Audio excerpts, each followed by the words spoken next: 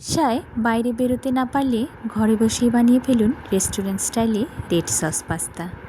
Hello everyone, Sonali's কিচেনে আপনাদের সকলকে স্বাগত। এখানে আমি এই ছোট সাইজের পাস্তাগুলো নিয়ে নিয়েছি।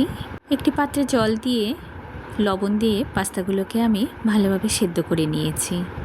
পাস্তা ভালো সেদ্ধ হয়েছে বোঝার সহজ উপায় হলো মাঝখানে চিড়ে দিলে একটু সাদা রং হয়ে যায়, তাহলেই বোঝা যাবে যে পাস্তাটা ভালো মতো কুকড হয়েছে। এবারে রেড সস বানানোর পালা।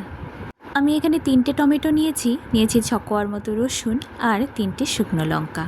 পেস্টটা হয়ে যাওয়ার পর আমি এখানে কিছুটা কিউব সাইজের চিকেন আর স্লাইস করে কেটে রাখা মাশরুম নিয়ে নিয়েছি পাস্তাতে দেবার জন্য। ফ্রাই প্যানে সাদা তেল দিয়ে দিয়েছি, এরপর বোনলেস চিকেনগুলোকে দিয়ে দিয়েছি।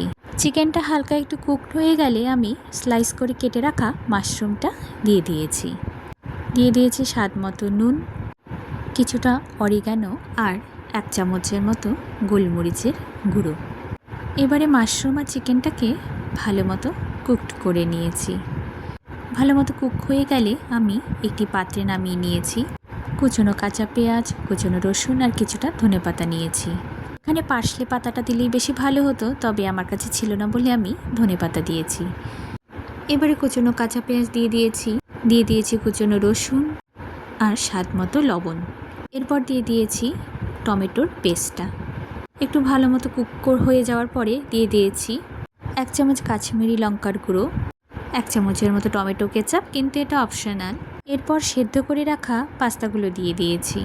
এবার ভালো মতো মিশিয়ে আগে থেকে কুক করে রাখা চিকেন আর মাশরুমটা ওপর থেকে দিয়ে দিয়েছি 1 চামচের মতো গোলমরিচের গুঁড়ো, 1 চামচের মতো চিলি ফ্লেক্স আর কেটে রাখা ধনেপাতা।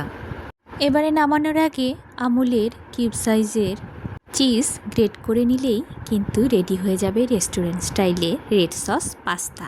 এভাবে বানিয়ে খেয়ে কমেন্টে অবশ্যই আমাকে জানাবেন। ভিডিওটি ভালো লাগলে অবশ্যই একটি লাইক করবেন, শেয়ার করবেন আর চ্যানেলটিকে সাবস্ক্রাইব করে চ্যানেলটির পাশে থাকবেন। ধন্যবাদ, ভালো থাকবেন সকলে।